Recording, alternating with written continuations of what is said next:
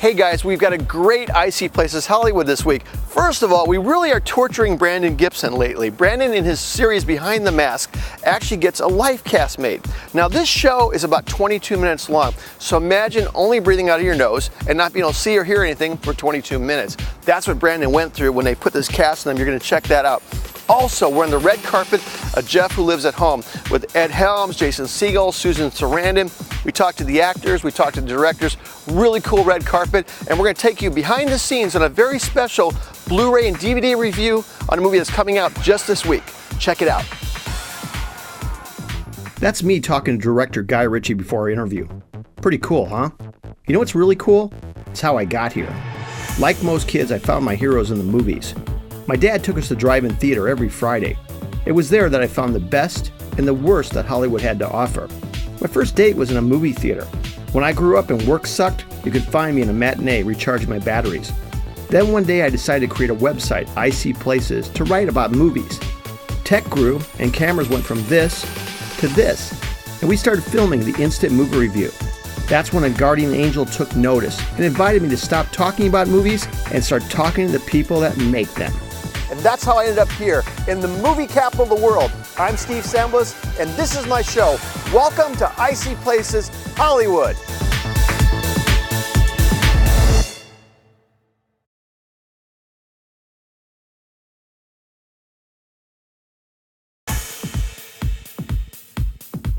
By the way, guys, do you love my rooftop up here? It's pretty amazing. This is actually the building that I live in as well. So that's actually my view out of my bedroom window. It's just fantastic. Now, there's something about red carpets I love because that you just can't be prepared for them. You have an idea who's going to show up, but you don't really know. You don't know who you're going to get. You got to make the most of them. This red carpet for Jeff Who Lives at Home, I want to give a huge shout out to Kyle over at Paramount who set this up for us. We are one of about 10 media outlets that got to talk to these people, so it was very intimate. We got great interviews. Check it out. Hi. Between the three of you, Ed, Jason, and you guys have done like 30 movies in the last 2 years. Is this like the hardest working team in Hollywood almost? Yes, I would say we should get the award for the hardest working team in movies, yes. And I thought that the script was surprising and really sweet and moving, and you don't hardly ever get all of those combinations. And then, when we spoke, it was, they just completely seduced me, so I came. And what is it about this type of movie, this type of comedy that is so attractive? Why are people gravitating to this so much? Ever since Juno came out, it seems like this is... I think it's just honest. So you can identify with the characters. I think it's everyone is on attempting to be really honest. Thank you so much. Yeah, Steve Samblis, how are you? Hi, I'm going to put you here so you're in the perfect light, okay? Oh, this is the perfect light? This is the for you. Well, actually, any light's good for you. I have to watch Wayne's World at least every 6 months. Just to survive. I don't know what it is. Oh, really? Wow. Well, yeah, I know. Wayne's World is like another movie about two guys in a basement. Right? Yeah. Exactly. Now, I'm really enjoying The Apprentice this year, but isn't it the most polite apprentice they've ever had? Well, all I can do is speak for myself, and I tried to keep it polite and treat others as I would want to be treated. So it was almost like the George Takei thing. He was really he spearheaded this class throughout the show. I mean, it's sad he left, but did you kind of feel that? Well, yeah, I mean, the thing is, like, I've known George for a while, and a lot of these guys that I've done their shows over the years, Arsenio, Adam Carolla, and That's right. Yeah. Okay. And, I've known George and Lou and, like, lots of people. So, it's, even though we're all there for ourselves and everything, there's a mutual respect because we respect each other as professionals. Some more than others, but enough said. So what are you expecting from this movie? First of all, Jason and Ed are just hilarious, and then together, what do you think we're going to see in this? Oh my gosh, I shudder to think what's gonna transpire in that basement, in that poor woman's home. Now, and then the word is that you're are you working on something for CBS coming up?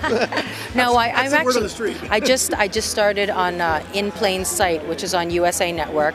So that's a recurring thing on that. But I'm going out with a couple of shows that I'm going to be pitching in the next couple of weeks. So Are you going to be watch this space. producing them, or are you going to be acting, or both? Producing and in front of the camera as well. Fantastic. Yeah. Thank you so much. It was nice to meet you. Steve Samlis. Steve Zissis. Steve Samlis, Steve Zissis. If I say it really fast, it sounds almost the same. It'll be hard. So you basically migrated over from Cyrus to this one here. Did you know the writers, or what was the relationship that brought you over to this one? Well, I've acted in a few of Jay and Mark's films, from The Intervention to Baghead, the Dodeca Pentathlon that's going to South by Southwest this year. So I've known these guys for a while. Okay. But that's kind of how I migrated. Are they gaining their own team, kind of like Adam Sandler does, type of thing? Well, I don't know about team. Yeah. Actually, they are. They are in a way. They've been good to me. I've kind of been with them at the beginning, and I'm awesome. As well as you should be. Yeah. So they keep me around, and now I'm getting to be in movies with amazing people like Jason Segel, Susan Sarandon, and Annette Helms. It's kind of she's amazing. Yes. So I haven't seen the movie yet, and neither of our fans. But what can they expect to get out of this? Wow. You can expect to go on a journey. You can expect to laugh, and you can expect to feel deeply at the same time. There's going to be a lot of really human moments, some awkward, some funny, but ultimately, the ending of this movie is triumphant. It really is. When I first read this screenplay, I was in tears when I was reading the finale of this movie, which I can't give away. Of course not, yeah. But I really think it's Mark and Jay's best work. What is it about this style of real comedy that's resonating so much with fans nowadays? That's a great question. It could have started maybe with reality TV. I don't know. People are used to seeing and observing things that are real, and audiences are becoming so specific about detecting any sort of falsehood in acting. So I think that's why improvisation is great, because it allows actors to be really truthful in the moment, and it just seems alive and real. And it's kind of hard to be artificial. I'm looking forward to seeing myself. Thank you so much, Steve. Thank you so much. Good meeting you, brother. All right. Hey guys, Steve Samlis, how are you? Hey Steve, how are you, man? Mark and Jay, right? You got it. Okay, first of all, guys, I got to ask you, how do you do this? How does this happen? For us, the question is, how can you do it alone? That's what marvels us. Is like the partnership is what makes it work for us, because there's hard days and maybe one of us is grumpy and the other one's not, and that person can take the lead, and it's like a marriage, you know? Like, do you want to go through life alone, or you want to go through and have a little help? We'd prefer the help. Where did this one come from? Because brothers, you got the brothers on there. Is one of you guys Jeff, or is there any of that? No, I wish I was Jeff. Yeah, we want to be Jeff. We want to be that dreamy and that hopeful about the universe. For us, it does start with character, and we just got really obsessed with the duality of a guy who looks like a stoner, who's on his mom's basement floor, just kind of smoking pot, thinking about the universe. But the other side of it is the side we're really obsessed with. He's an idealist. He's a scientist. He's brewing up his theories about the universe. He's obsessed with science. He's implementing the principles about causality in the universe in his life. And, he's a really hopeful sort of anti-hero. And Mark and I, we kind of look up to him. To get Jason Segel to deliver that, was that in him already, or? It's all there. We could take a lot of credit and say we drew it out of him, but he's a very smart and very soulful person. And, while it was a collaboration along the way, he didn't do very much that wasn't really spot on. Are you guys starting to build a team kind of like Adam Sandler did? I know Steve that was with you in Cyrus is in this movie. Are you still starting to build, you've done a lot of movies, but are you building that core around you? We are. We're starting to well. We're family people. We like repeat business. We're like cavemen. Look, we came to the film industry kind of for a circuitous route where, we were just making stuff on our own, and we're adding our friends, and a lot of our friends have come up with us. So we just like to stick with people that we know and get what we do. That's awesome. It's basically like Adam Sandler. We just make a lot less money. Yeah, exactly. And we're a lot less funny. Yeah. I don't know about that. We'll see. Guys, thank you so much. I really appreciate talking to you. Take care. This role for you, it seemed like you really had to strip everything away and be so truthful in your character. Am I right about that? Yeah, well, it's something interesting happens with their style is at some point a camera is pointed on you, and it's a 40-minute take, and they're not saying anything. And so there's an unspoken challenge that is you claim you're an actor, let's see, act, go for it. So they don't even say cut, they just wait till you fall over and die? 40-minute takes, yeah, 40-minute takes. A lot of takes or single one take? They work a scene until it's done, for sure. There is a beautiful duplicity to your character because on the exterior you're this stoner living in the basement, but on the interior you're quite a scientist, introspective, a higher thinker. Am I right about that? Well, I think he's definitely a guy laying in wait. And you know what I think the big victory of the movie is? Is at the end he's validated that he wasn't crazy. I don't think he's any sort of genius, but I remember how I felt when the Dracula musical played well. And leading up to that, your big fear is maybe I was crazy. And so then it comes out and everything goes well, and you're like, oh, thank God. That was the biggest relief for me. I wasn't crazy. And Jeff, I think, has been wondering subconsciously if he's crazy this whole time. And this is the day where he's proven that he wasn't. Thanks, brother. Thanks, man. Hey, Steve Samuels. What's happening? I'm good, man. Is this a movie that you, when you saw the script, you were surprised that you got? Well, maybe a little bit, yeah.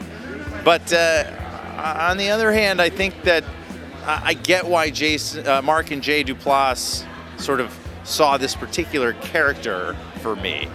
Yeah. I mean, it is an unusual movie for me, but the character, I don't know, it works. It's fun. Thanks, brother. Yeah. Take care. Judy, Steve Samuels, how are you? Hi, very You well. are in my favorite TV show. Arrested Development. No.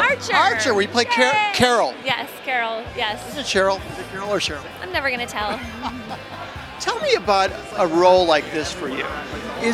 Do you almost really got to just strip everything away? Because this is very, very real, but it turns out to be entertaining and funny and dramatic. Yeah. That's what great movies do. That's why I think this is such a great movie, and I was excited to do it. Is that I felt like it had a lot of comedy and a lot of drama, and I was really turned on by that. And lastly, American Judy? Yeah. Where are we at with that? We're about to shoot it in a week. Are you excited about that? Very. Yeah. What network? ABC. Thank you so much. Sure. Like I said, a great red carpet. When we come back, you're going to get to see Brandon Gibson tortured and covered with cement and sit there without breathing for 20 minutes. When we come back.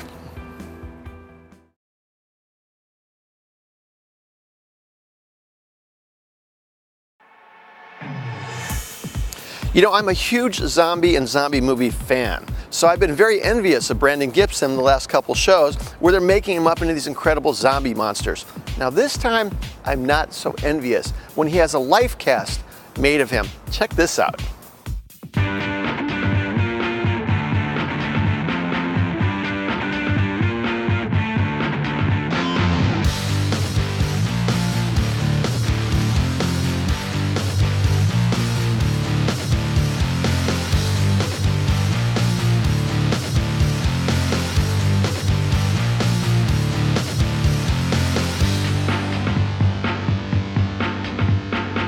Here we are at Namie's in the heart of Hollywood, California. This is where everything happens. If you're a makeup artist and you need supplies, you need anything, you want to turn somebody into some sort of 20-foot monster, this is where you come, right? So you couldn't ask for anybody better but to be here with this man right here. Emmy, you got an Emmy, don't you? Yeah. For makeup. Yeah. See, that's what I'm talking about. These are the people you want doing stuff. These are the people you want to talk to. Tom Soprano. Hello. Did I say that right? Yeah, you did. See, good. And see, that's what you get the vibe. You just get the feeling. You can pronounce things you could never pronounce before. Tom, thanks so much for hanging out with us, buddy. Oh, no problem. So let's kind of backtrack on you a little bit.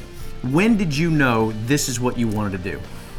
Wow, probably back in the 70s when I was a kid, like a little kid. I loved Planet of the Apes. all the Planet of the Apes movies, the television series, and I was allowed to watch a lot of films because my family worked in the film industry, and sometimes got to go to like special screenings and things like that. So kind of a privilege that I didn't even realize it was a privilege at the time. But when I'd go to school and I'd say, "Hey, did you see The Exorcist?" and everyone's like, "I'm not allowed to see that."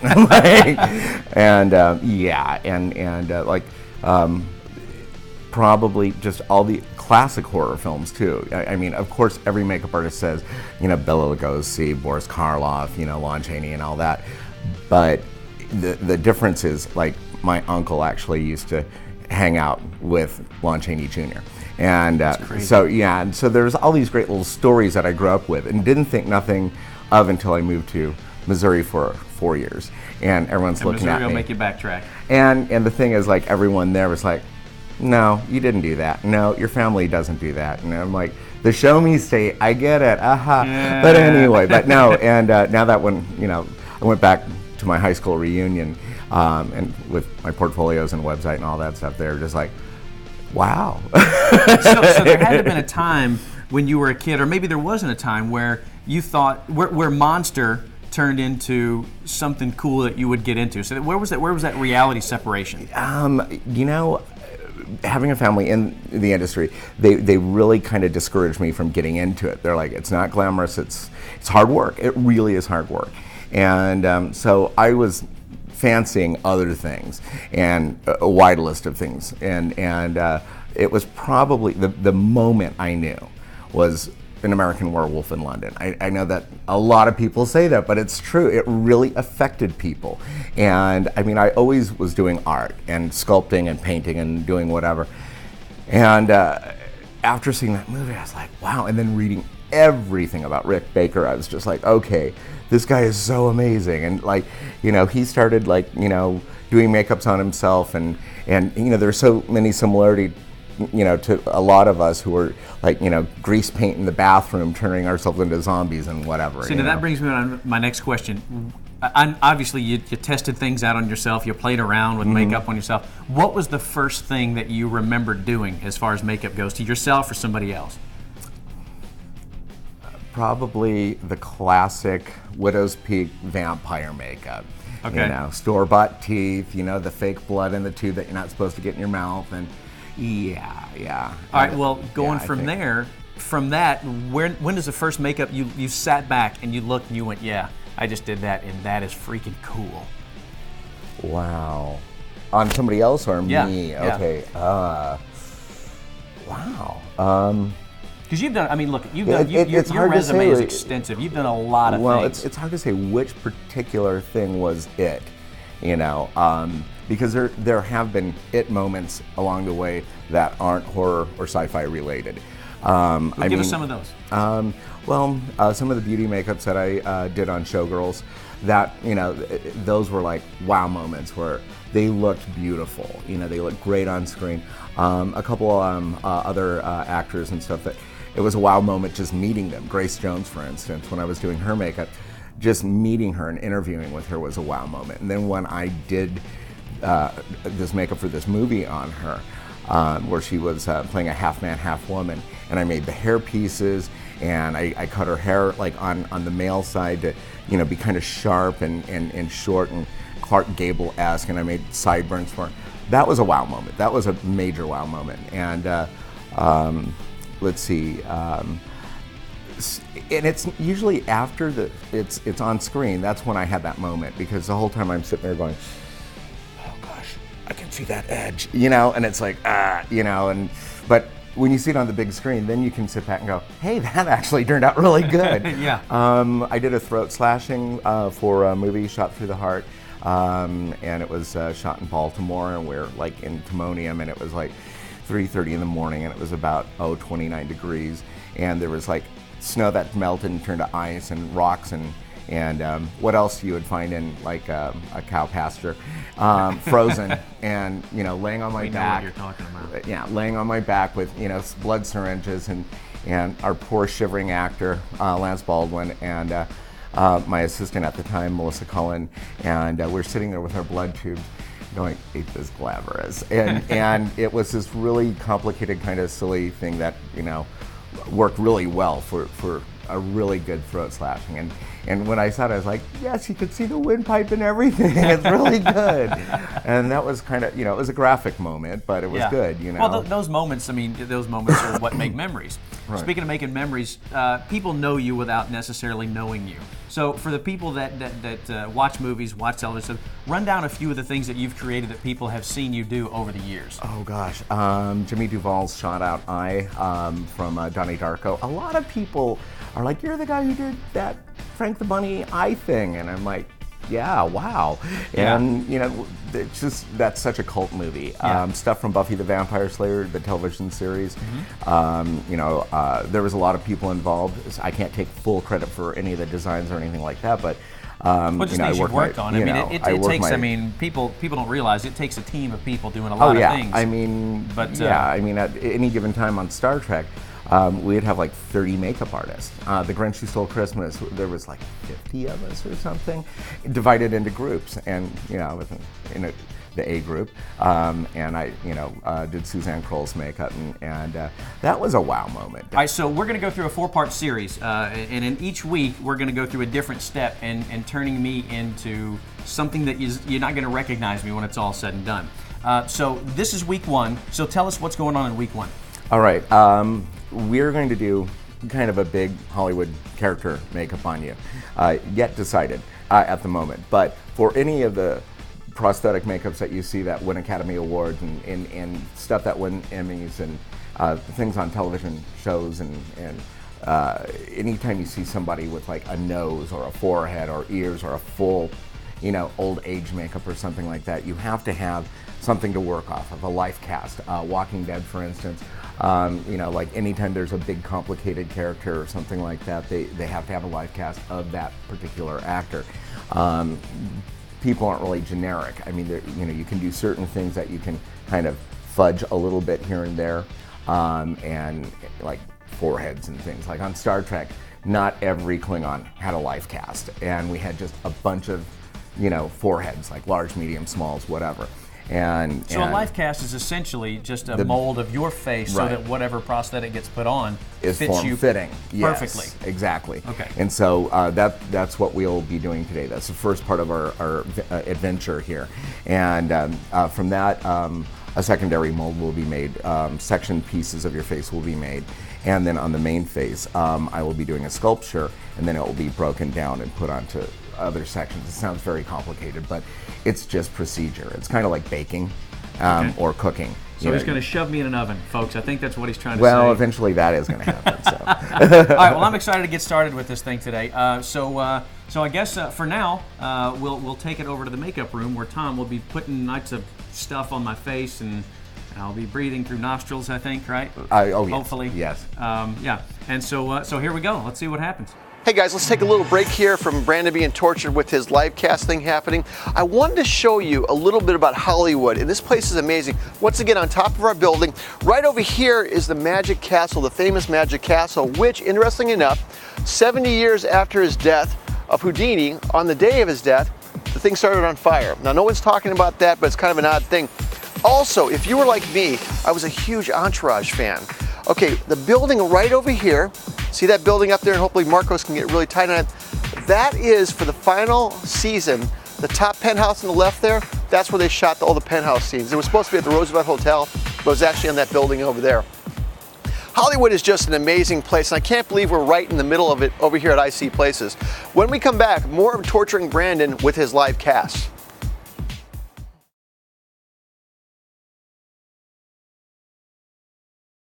Going to be starting the whole life cast procedure with a bald cap that will protect Brandon's hair and keep it from getting stuck in the alginate and being a very painful experience trying to remove it.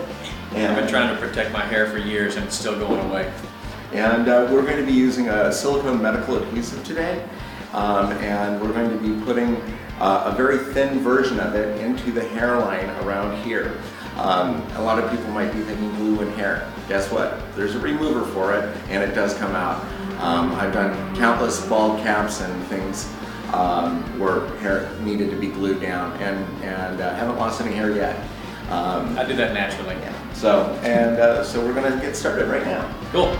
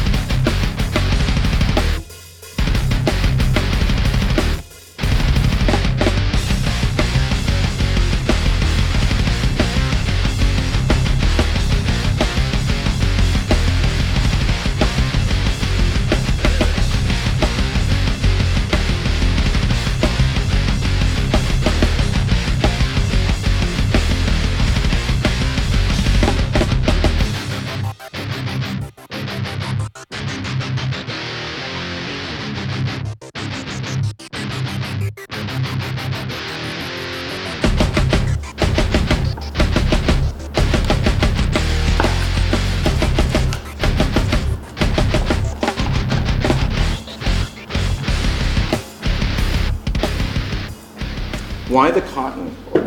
Why did I put cotton on there? That little bit of cotton can help grab onto the bandage. Like, the bandage will attach then.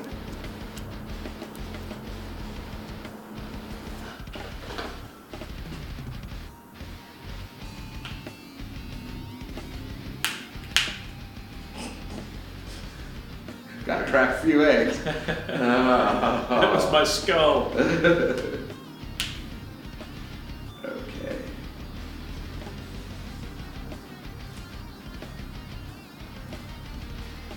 Simple lobotomy.